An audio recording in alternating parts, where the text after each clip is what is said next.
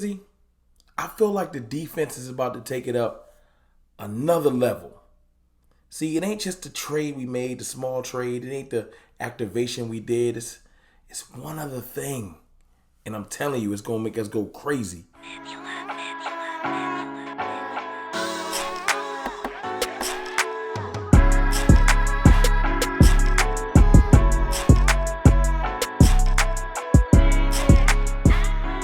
Good people, it's your boy, Mr. Rome, Cowboys fan talk, right back like I never left. What's up with y'all, man? Happy bye week. How y'all feeling? You know what I'm saying? I know I haven't been as active, on YouTube and stuff like that. I've been trying to lay low, but I get that itch, man. I got to come here and talk to my peoples, man. I be missing the cartel, man. I miss y'all. I'll be on Twitter driving Eagles fans nuts, though. I be enjoying myself, man. They hate me over there, and I enjoy every second of it. If you saw my mentions of my DMs, it's crazy, but it's fun. It's fun, man. I hate y'all too. But look, I feel like the Cowboys defense is about to take it to the next level, like move up one more segment. I already know we a top 2 defense in the league, and we ain't 2. I said it. Don't care.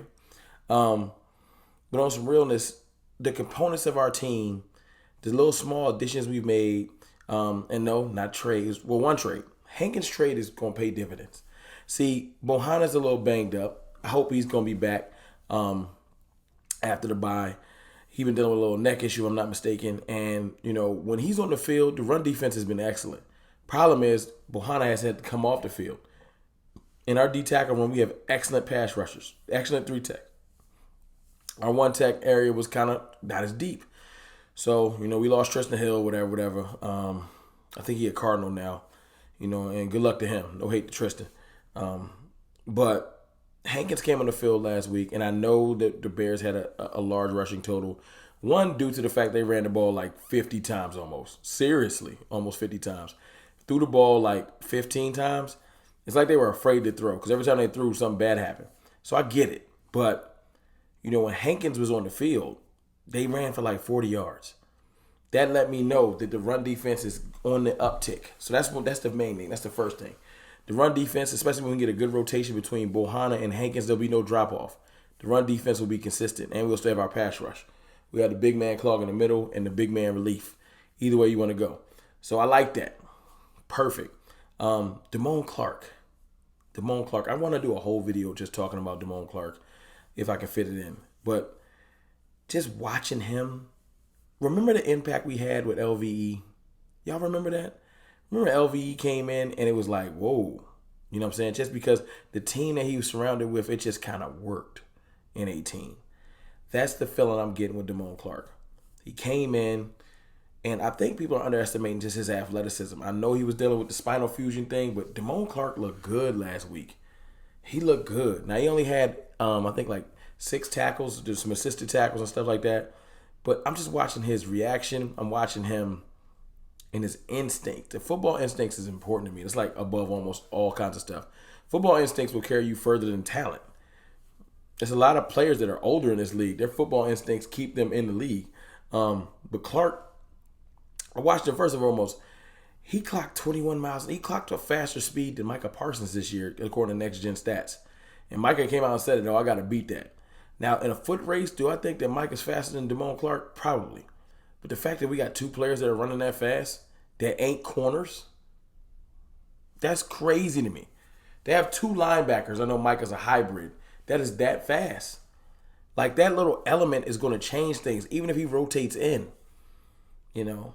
I want to see Damone Clark and Barr on the field. But I know Barr went down, and that's why Clark is playing. So it's going to be Barr. It's going to be Clark and LVE.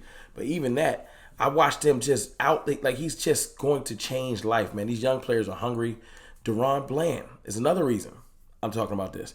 He's been excellent. Every time he gets on the field, he's excellent. And some of the small mistakes I've seen, like in the Philly game, I watched Jordan Lewis jogging, and that's why, like, jogging behind in man coverage, and that's why A.J. Brown was able to get out of the backfield on some of those motions and get quick passes thrown to him. Deron Bland ain't with that. He's going to be sticky up on you. He hungry. These guys they ain't made it yet. And I like that, man. I like that, the fact that The defense is building on itself, and it ain't reached its apex.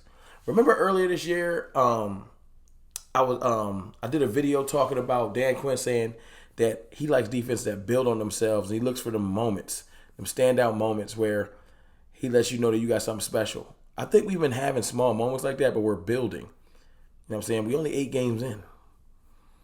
We had a bye week. We refreshing. We gonna remix some of the strategy, and I think that the defense is about to hit its stride down the stretch, no question.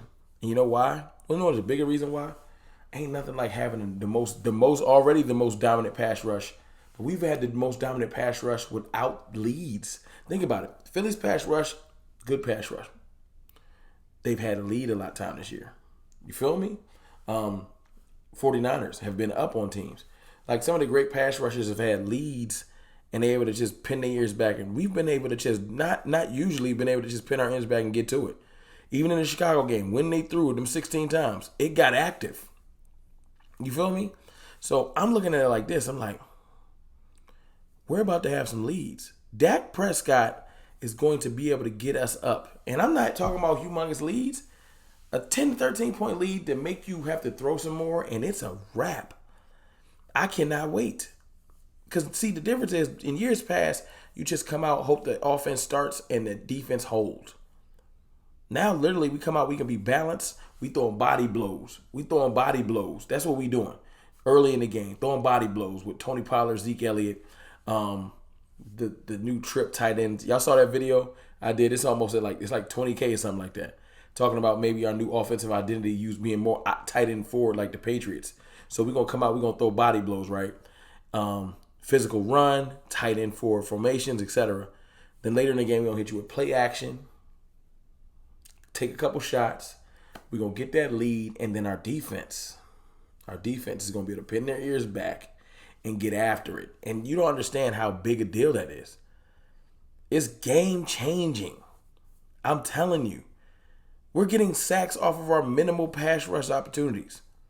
When people have to pass, the Bears were so afraid to pass, they tried to run their way back into a game they was down by like 21. When you have to pass, they just said, nah, it ain't going to work. And whenever they tried to sneak a pass out there, it didn't work. Now, I know they have one of the worst offensive lines in the league, but I've watched us go against all the offensive lines. We got 4 to 6 sacks on Philly. I think it's 4 sacks. On apparently the best offensive line in the league. You can only imagine when we start to get some leads how this defense is going to act up. Because last year, that's what happened. The leads is why we got all of the turnovers. You have to throw the ball, pressure, throwing the ball under duress, pushing, pressing. We're going to make teams press. That pressing is what's going to make our defense turn up, and the floodgates will open. You know what I'm saying? So I'm excited to have 4 back. Literally, the main thing that's going to help turn this defense up is the fact that 4 is back. Our offense seems to be clicking better, and a better offense is the biggest asset to a defense. Now, I do want to run the ball, stay balanced, keep our defense fresh. I don't want a lot of 3 and outs because we're getting too active with the pass game. I'm just saying, get the lead, however you need to do it, balanced offense or whatever. Get just 10-point leads. A 10-point lead is dangerous. It makes them have to pass just a little bit more. 14 points, they have to get active. Or you're going to get blown off the field like Chicago. Because although you were having success in the run game, we had 49 points at the end of the game. Like, come on, man. So, look. Y'all let me know how y'all feel about that. The fact that our defense is going to turn up because of small additions. Hankins is a big deal. Hankins is good to keep both fresh, to keep a rotation going with our one-techs, nose tackles, whatever you want to call it. Damone Clark is going to be good for linebacker rotation, adding freshness to that room, adding hunger to that room. Deron Bland is going to be excellent for our cornerback room because we're not going to be taking no plays off. You know what I'm saying? And then overall, 4. Dak Prescott. Not just Dak Prescott, the addition of Dak Prescott to our already good offensive line, our receiving core hopefully can get better. Maybe we can pick somebody up. We'll talk about that another day. I'm just saying, man, I feel like the defense is about to elevate because the overall team is going to elevate. It's your boy, Mr. Rome, man. Y'all keep enjoying y'all bye week. Maybe I'll go live on Sunday. Maybe I'll drop a video tomorrow. You never know. Love y'all, man. Peace.